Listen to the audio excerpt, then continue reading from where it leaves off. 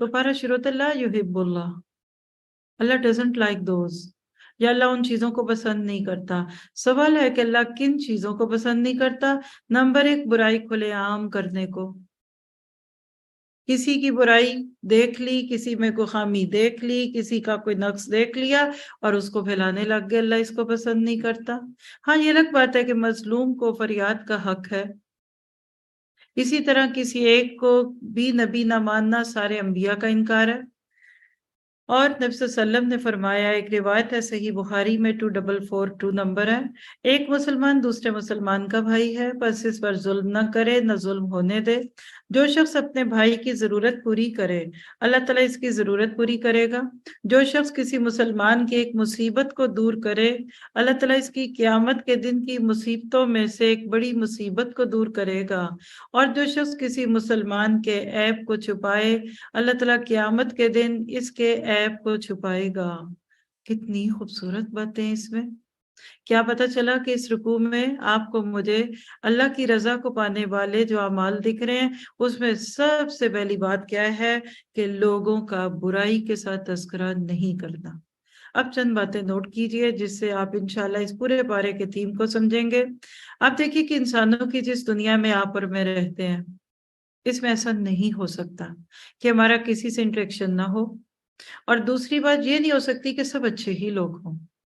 آپ اپنی زندگی کے جس فیلڈ آف لائف کو دیکھیں گے آپ دیکھیں گے ایک چھوٹے سے گھر میں اگر دیورانی اور جٹھانی رہتی ہیں، نند بھاوج ہیں، دو سگی بہنیں ہیں، حتیٰ کہ ماں بیٹی، اور کچھ نہیں تو شوہر بیوی، ماں باپ اور بچے، یہ تو عام طور پہ گھروں میں ہوتے ہیں نا۔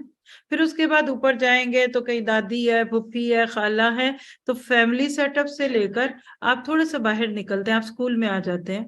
اسکول میں آپ کے کلاس فیلوز ہیں، آپ کے ٹیچرز ہیں، آپ کو گلا ہو سکتا ہے یہ میرے ساتھ برا سلوک کرتے ہیں، یہ فیورٹزم کا شکار ہے، یعنی بچوں کو بھی بہت گلے ہوتے ہیں۔ آپ ذرا سے بڑے ہوتے ہیں تو سبلنگ جیلسی آ جاتی ہے، اور وہ کیا ہوتی ہے کہ جی ابو کو فلاں بھائی سے زیادہ پیار ہے، امی اس کی ساتھ دیتی ہیں، بہن ہونے کے ناطے آپ کو آتا ہے جی میرا اتنا حق نہیں دیتے، بھائی کو زیادہ اہمیت دیتے ہیں نا۔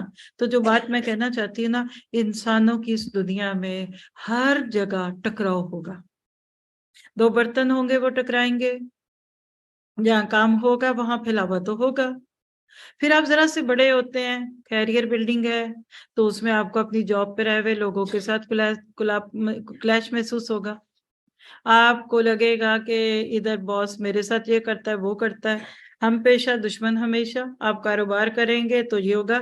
یعنی زندگی میں کئی مواقع ایسے آتے ہیں کہ آپ کو لوگوں سے شکوہ اور گلہ ہوگا، اور جب آپ کو لوگوں سے گلہ اور شکوہ ہوگا اس وقت دل کیا کہتا ہے؟ اور ابھی جو پچھلے رکوع میں پچھلے سبق میں بھی پڑھا تھا نا، پچھلے پارے میں جو شیطان کی باتیں پڑھی تھی نا، کہ وہ تو آپ کو ہر لمحے کیا کرنا چاہے گا؟ ٹکراؤ ٹکراؤ، مارو ان کو، برا بن جاؤ بنا۔ تو آج ہم نے جو تھیم لیا ہے، آپ زندگی کے کسی فیلڈ میں آئے، آپ جاب پہ آگے، پھر آپ کی شادی ہوگی، پھر شادی کے وقت پہ آپ کو کتنے گلے پیدا ہوں گے؟ اپنے ماں باپ سے ہوں گے، بڑے بھائی کی شادی ایسی کی میری ایسی نہیں کی، بڑی بہن کی شادی ایسے کی میری نہیں کی، پھر آگے جائیں گے تو سسرال میں آپ کے گڑبڑیں شروع ہو جاتی ہیں۔ آپ ذرا سا دین کے کام پہ آ جائیں، آپ کہتے ہیں میں ذرا اچھا کام کروں، کوئی آخرت بنا لوں، آپ کسی دینی ادارے میں آئیں گے آپ کو وہاں مسئلے دکھیں گے، کہیں لیڈر کے ساتھ، کہیں ساتھیوں کے ساتھ۔ آپ ذرا سا آگے جائیں گے، آپ مسجد بنا لیں، مسجدوں میں جھگڑے ہوں گے، اور آپ بڑے تپ تپاک کے ساتھ نیکیاں کرنے نکلیں گے اور پاؤں پٹکتے ہوئے وہاں سے نکل آئیں گے اور کہیں گے میں ادھر نہیں رہ سکتی، میرا یہاں معاملہ نہیں چل سکتا، میں نہیں، یہ نہیں ایسے۔ تو آج کی ٹپ کھول دیجئے، اختلاف سے بچ کے اصل ذمہ داریوں پہ لگے رہنا، یہ تھی عظمت صحابہ۔